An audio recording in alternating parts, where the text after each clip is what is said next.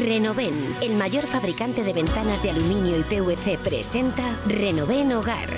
Una nueva división dedicada a la venta e instalación de todo tipo de soluciones para interior y exterior. Cortinas decorativas, toldos, pérgolas bioclimáticas, suelos técnicos, cortinas de vidrio, domótica. Renoven, soluciones para todo tipo de necesidades.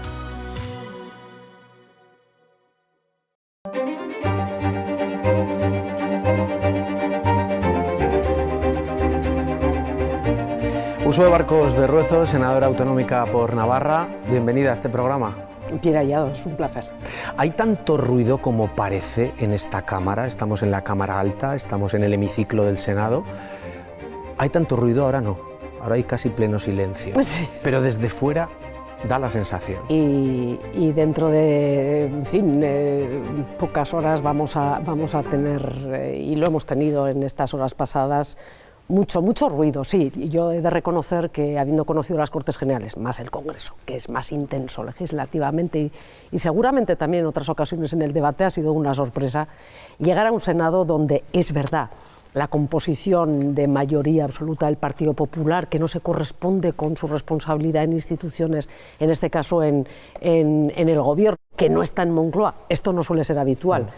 De hecho, creo que es la primera vez en estos años en que el partido mayoritario en el Congreso y en el Senado no está en Moncloa. Y eso se deja escuchar con un especial ruido y, desde luego, no buen ruido en esta Cámara, en el Senado. Para mí ha sido una sorpresa. Es verdad que probablemente por esa mayoría del Partido Popular esta legislatura tenga, hablemos más del Senado, ¿no? Tenga quizás más protagonismo. Pero ¿tiene sentido el Senado? ¿Tiene sentido esta representación territorial? ¿Realmente están las comunidades representadas aquí? Lo están. ¿Hacen un uso razonable los partidos, y diré más, los grandes partidos de ello? Pues no. Quiero con esto decir, esta es una Cámara que tiene dos funciones fundamentales.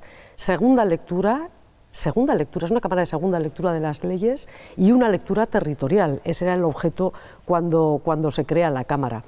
Evidentemente, los dos grandes partidos, lo digo porque son los que tienen responsabilidades de gobierno, y las mayorías para articular capacidad de mover leyes. ¿Se utiliza así? No se utiliza así. Claramente acaba siendo una Cámara exclusivamente de segunda lectura para conformar o afianzar los intereses de las dos grandes formaciones políticas en un sistema cuasi bipartidista.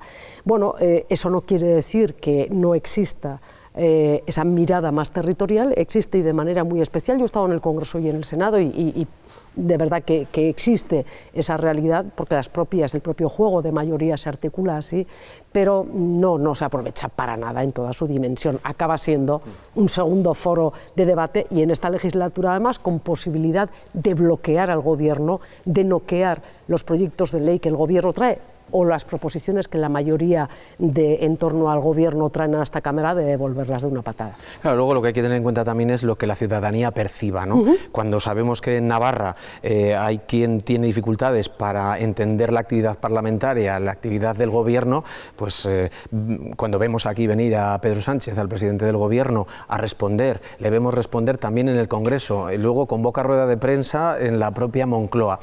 Es verdad que la representación de las comunidades autónomas las vemos, pero estos días las hemos visto por las visitas de los distintos presidentes y presidentas autonómicos a Moncloa. ¿Qué le ha parecido la ausencia, la negativa de la presidenta de la Comunidad de Madrid a la hora de reunirse como han hecho todos los demás? Yo creo que claramente tiene un sesgo, en clave interna, ¿no? Yo creo que a Pedro Sánchez y al Partido Socialista le ha hecho cero daño que Isabel Díaz Ayuso no vaya a Moncloa. Ha ido el resto de presidentes autonómicos a estar con el presidente del Gobierno, y además parece razonable. Yo creo que las cosas hay que decirlas. Isabel Díaz Ayuso, al final, yo creo que es, ahora que está tan de moda lo de la persona y el personaje, un personaje que tiene dimensión política también y especialmente en clave interna del Partido Popular. Y así se entienden muchas de las actuaciones que puede tener. Yo quizá entiendo menos esa capacidad de concitar apoyos en una comunidad como la de Madrid, si no fuera porque al final han sido años enormemente convulsos.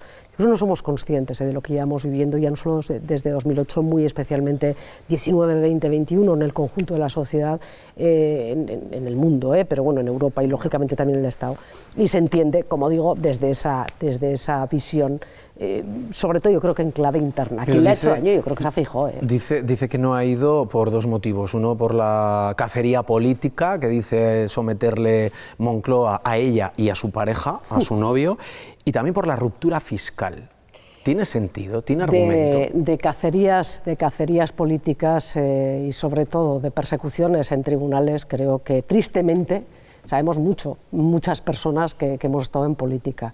Tristemente porque es absolutamente infame, pero no es este el caso, es que realmente, y más allá de la dimensión que hayan tenido algunas comunicaciones, pero bueno, quien no ha cumplido con la Hacienda, pues ha de cumplir y ya está, y sea o no sea el novio, esto por un lado. Luego hay algunas actuaciones, pues no lo sé, del presidente del gobierno que yo tampoco comparto, ¿no? En fin, aquel debate de investidura, en fin, la reflexión, la referencia a su familia no tenía sentido.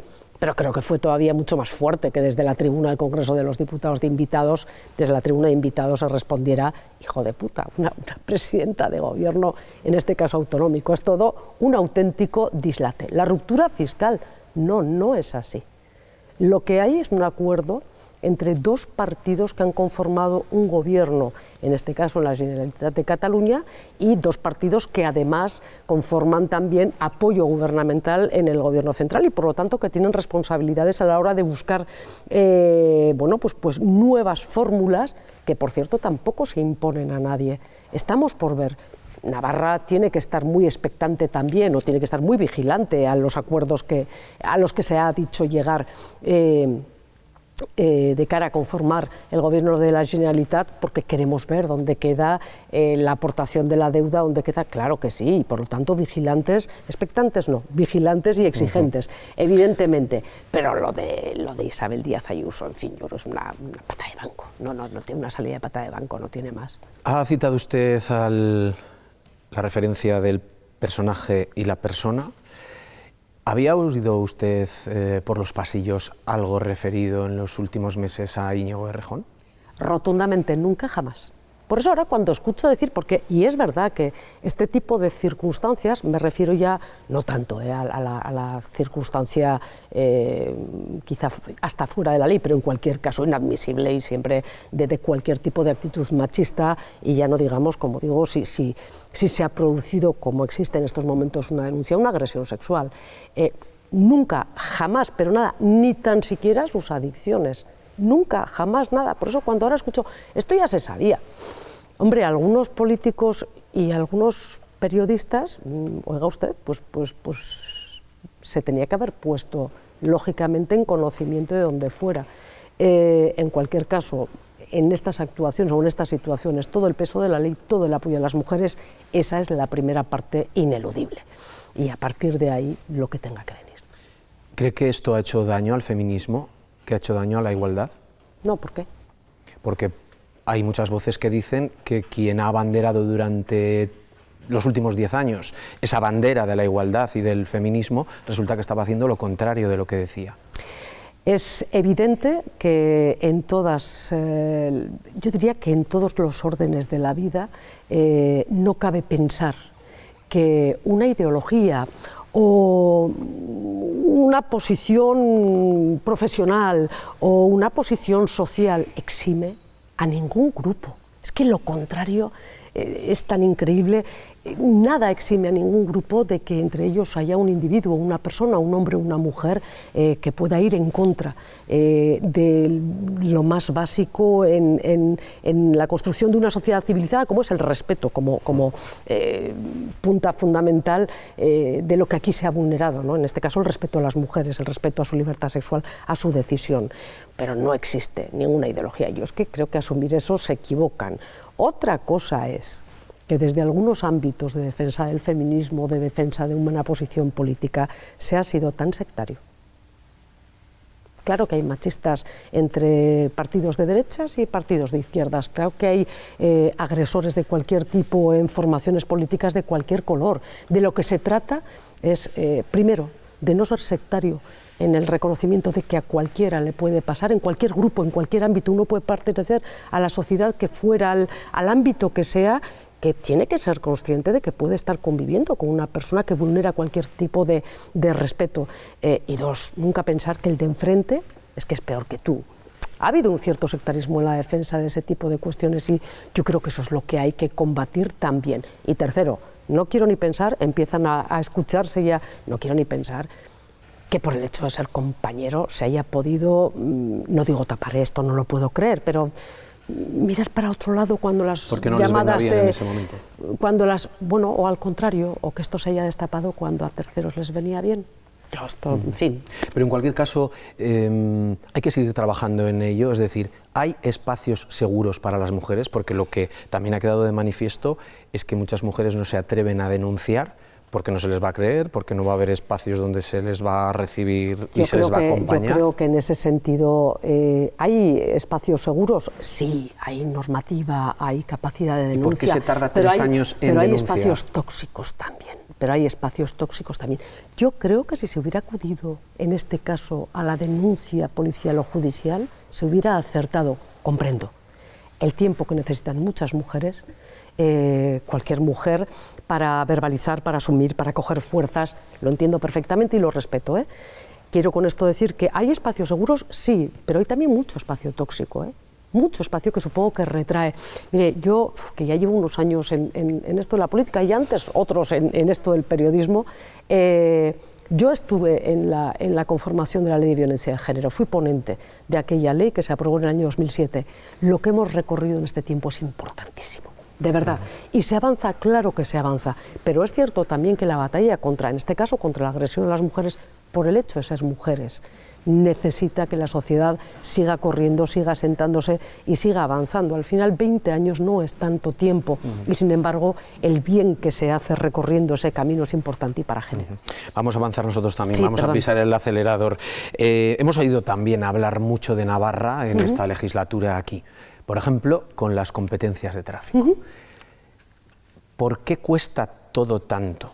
¿Por qué cuesta tanto sacar adelante algo que en teoría tiene un consenso ya, un referendo serio? Porque hay quien lo entorpece y voy a poner un ejemplo claro. Hay quien lo entorpece con nombres y apellidos, y en este caso se llaman Vox y Partido Popular, clarísimamente.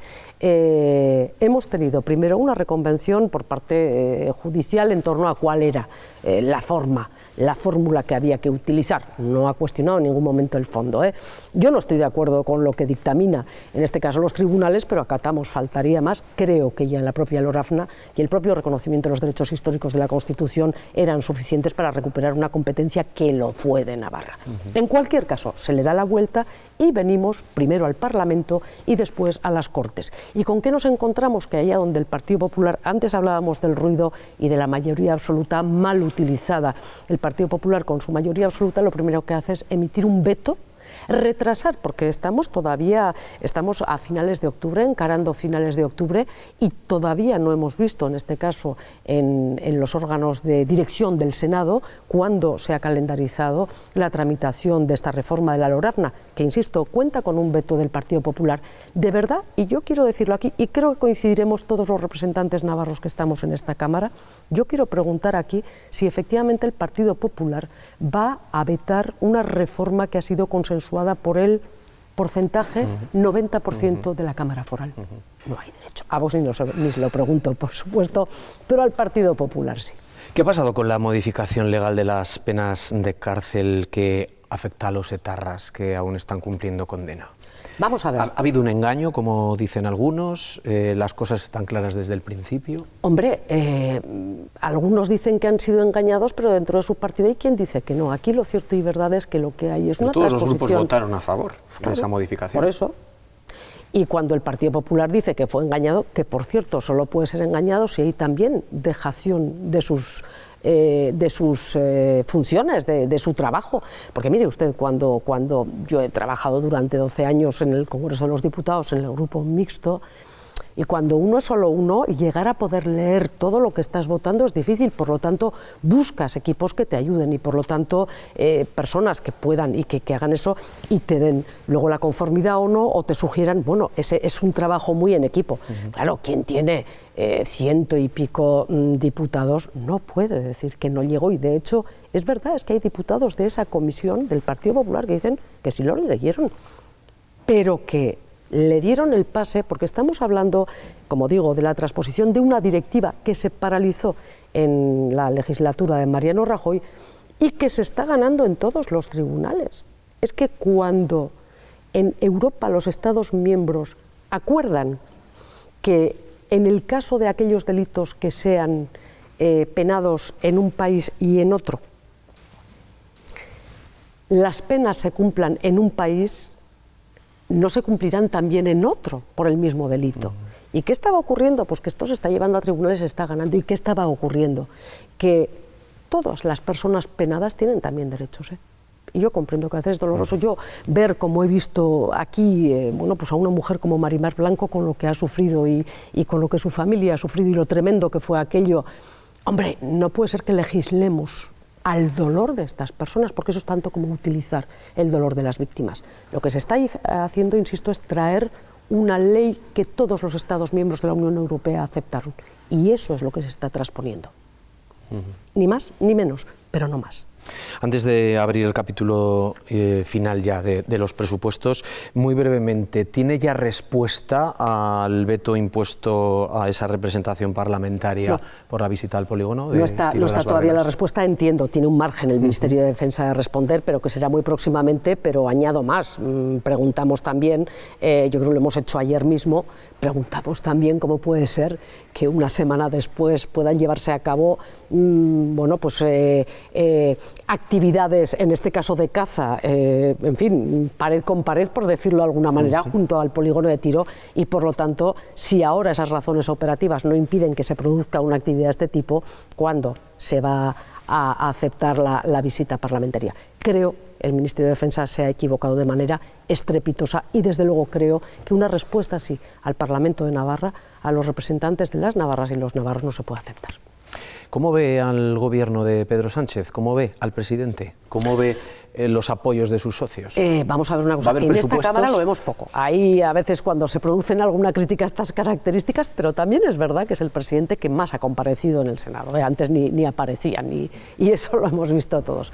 Pero ¿cómo vemos esos apoyos? Pues hombre, débiles en algunos casos por un posicionamiento político claro, estoy hablando, bueno, pues de sus socios en Cataluña, y hombre, en estos momentos pues sufriendo enormemente por la parte a la izquierda, de la izquierda del PSOE, esto es una obviedad. A la hora en la que estamos grabando esta entrevista hay una comisión que está prácticamente todos los días en los medios de comunicación. ¿Cree que está afectando al gobierno de Sánchez el caso Koldo?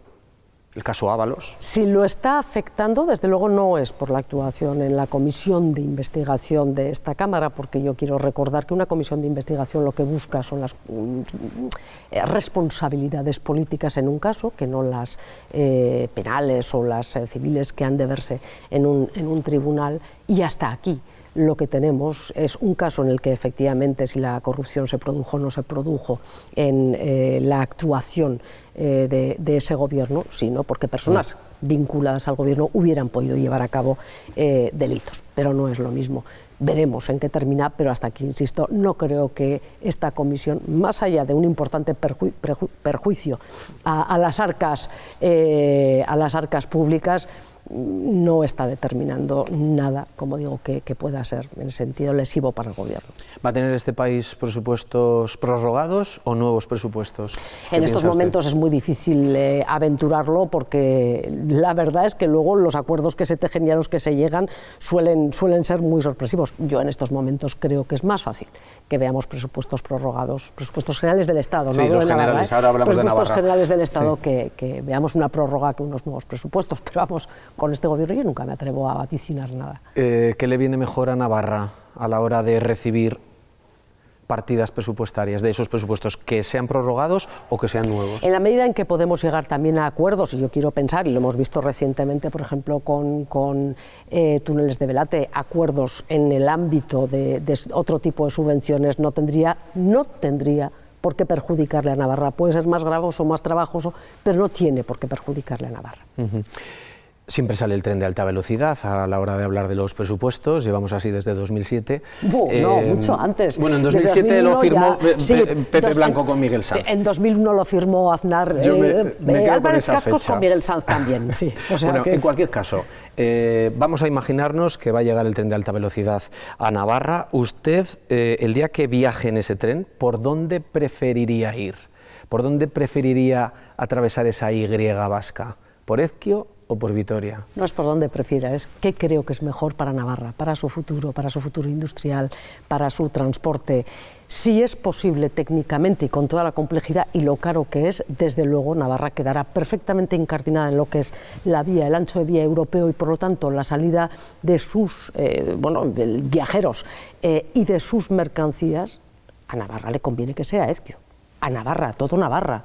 Y quienes hablan de la conexión por Vitoria o no saben o deliberadamente no quieren ver, porque eso será que la conexión con el ancho de vía europeo probablemente no sea ni por Navarra o roce Navarra y lo que tengamos sea una vía que conectará pero de otra manera. Será mejor para Navarra, insisto, si técnicamente es posible, si medioambientalmente es posible. Lo que pedimos desde Geroa Bai clarísimamente es que esos estudios se hagan con la misma ambición e intensidad con que se han hecho las propuestas por Alsasua, por Vitoria y por lo tanto por Alsasua. Y nos preocupa enormemente porque la vía por Alsasua rompe Sakana en dos. Hemos visto argumentos en ese sentido con respecto a otras zonas del Estado y desde formaciones progresistas no entendemos ahí por qué Partido Socialista y Bildu siguen apostando por ahí. Navarra va a tener nuevos presupuestos, eso sí que está claro. ¿Cómo ve la evolución de los presupuestos? ¿Está usted participando también en las negociaciones? Sí, claro. No en las negociaciones que corresponde al Gobierno y al Grupo Parlamentario, pero sí evidentemente en la conformación de las decisiones que se toman en el seno de Geroa Bai. Y sí también en las negociaciones a través del trabajo que hacemos los tres grupos que sostenemos al Gobierno. En las reuniones del tripartito tomo parte y formo parte del equipo. Y en ese sentido también, claro, de cara a los presupuestos. Yo creo que son unos presupuestos que han superado un momento en el que quizá algunos mensajes en el sentido de va a haber que ajustar, va a haber que contener, va a haber que tal, dieron pie a pensar, y quien quiso pensar, claro, desde la oposición, yo creo que todos los partidos, que aquí se iban a producir recortes. No se han producido recortes en la redacción de los presupuestos. Es verdad que tenemos unos primeros presupuestos casi para el Gobierno presidido por María Chite, que por primera vez van a tener que adaptarse a las reglas fiscales, pero no es verdad que en estos momentos Navarra no esté viviendo un momento de crecimiento económico como el conjunto del Estado y en punta de lanza en Europa, que permite seguir trabajando en presupuestos de políticas públicas muy relacionadas con el estado del bienestar más ambicioso, y esto es muy importante. ¿Se va a poder rebajar la presión fiscal? Yo creo que sí, y explico por qué. Y además muchas veces me dicen, si usted subió... Y digo, claro, sí, por eso claro, se lo pregunto, sí. Porque usted le tocó también como presidenta. Pero claramente además, nosotros no subimos, nosotros subimos porque ajustamos y subimos además en todos los ámbitos. ¿Por qué? Primero, porque en el año 2015, yo quiero recordar, teníamos telarañas en la caja pública, en la caja de la Hacienda Foral. Entonces, cuando escucho a UPN decir, ella subió, pues vosotros sabéis lo que dejasteis en aquel momento en la caja de la Hacienda Foral, y era un momento en el que había que recuperar, e iniciamos 2015 a 2019 la senda de recuperar para las políticas públicas y para el sector público un mayor bienestar, que todavía tenemos después de los recortes del 12, que todavía seguimos recuperando, no digo que se hizo todo el trabajo, se arrancó, que no fue poco, pero este es un momento en el que nos encontramos. Uno, con que los ingresos, por mor de una realidad de crecimiento, bien IPC, bien momento económico que después de años de bajada está permitiendo una expansión, son ingresos mucho más expansivos, de lo que habíamos vivido en años anteriores. Y dos, tres elementos fundamentales que son la carestía del precio de la cesta de la compra, dos, la carestía de los hipotecarios, que empiezan a bajar, pero todavía no se nota con esto, y la carestía de la energía, que nos lleva al uso doméstico multiplicado, al consumo doméstico energético multiplicado de lo que hemos vivido en años anteriores. Es decir, tengo dinero, que por cierto tampoco todo me voy a poder gastar en inversiones porque las reglas de gasto no me lo van a permitir, las reglas fiscales. Y dos, tengo a una clase media, rentas medias, medias bajas, entonces estamos pensando entre 20 y 40.000, en fin, en ese entorno, los 30.000 de ingreso anual, que tienen que ver cómo se afloja un poco ese zapato que ahora tira mucho. Es que no es la misma situación en esos 3 ámbitos que le he puesto, por ejemplo, no es la misma situación que en el año 2015. Sí, claro, siempre he dicho que una política fiscal es una política viva y debe jugar precisamente a eso. Y creo que activar ahí el consumo y la capacidad adquisitiva, mientras mantenemos presión en las rentas altas, es una manera de hacer llegar también desde las políticas públicas, bueno, pues esa situación de bienestar al conjunto de la ciudadanía. Uxue Barkos, estamos fuera de tiempo. ¿Es complicado mantener el equilibrio de darle la visibilidad que H. Bildu pide a la hora de llegar al acuerdo del pacto presupuestario y que Geroa Bai también tenga su protagonismo en el día a día en la comunidad foral? Geroa Bai tiene su protagonismo cierto en el día a día de la comunidad foral, que tendrá. Se lo digo más o menos por esta sensación de que H. Bildu se ha reforzado en la comunidad autónoma vasca vamos a ver en Navarra qué va a pasar. En la comunidad autónoma vasca y en Navarra probablemente sí, claro, está viviendo un momento, bueno, aquello que tantos hemos pedido durante tantos y tantos años de hagamos política desde la política, y es verdad que eso está suponiendo un momento de efervescencia representativa para Euskal Herria Bildu. Esto es una realidad para todos los partidos políticos y en diferentes momentos. En su momento lo vivió Geroa Bai. El protagonismo en torno a los presupuestos, no, nosotros no pedimos más o menos protagonismo, que es importante también, y nos corresponde a los partidos políticos reivindicarlo cuando hay un trabajo, protagonismo del trabajo hecho. Yo diría más bien la honradez a la hora de plantear medidas, colaboraciones, partidas presupuestarias. La honradez, al final, yo creo que es la mejor manera de equilibrar todo, la visibilidad, el trabajo, la responsabilidad. Eso, no más. ¿Va a ser esta Cámara, la Cámara Alta, su último paso en la política? Yo hace tiempo, y creo que alguna vez lo he hablado en esta misma casa, digo televisiva, hace tiempo que no me atrevo a decir ni mu con respecto a dónde se empieza, dónde se termina, porque yo creo que fue al final de la primera legislatura que yo estuve en el Congreso de los Diputados, y dije, no, hasta aquí, y fíjese, de eso hacía unos cuantos años. Yo sí tengo claro que sigo creyendo profundamente en la democracia y en la política desde los parlamentos, desde la elección, a través también de las formaciones políticas, en la fórmula que sea, y que voy a seguir trabajando por un proyecto que creo que ha traído mucho y bueno a Navarra, que se llama Geroa Bai. No siempre con aciertos, pero creo que en el grueso sí. Uxue Barkos Berruezo, eskerrik asko, muchísimas gracias. Un verdadero que vaya placer. Muy bien. Eskerrik asko zuri.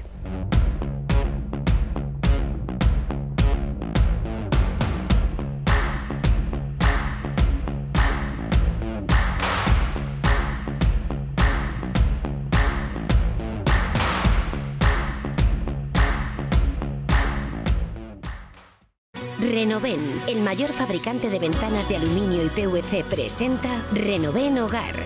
Una nueva división dedicada a la venta e instalación de todo tipo de soluciones para interior y exterior. Cortinas decorativas, toldos, pérgolas bioclimáticas, suelos técnicos, cortinas de vidrio, domótica. Renoven, soluciones para todo tipo de necesidades.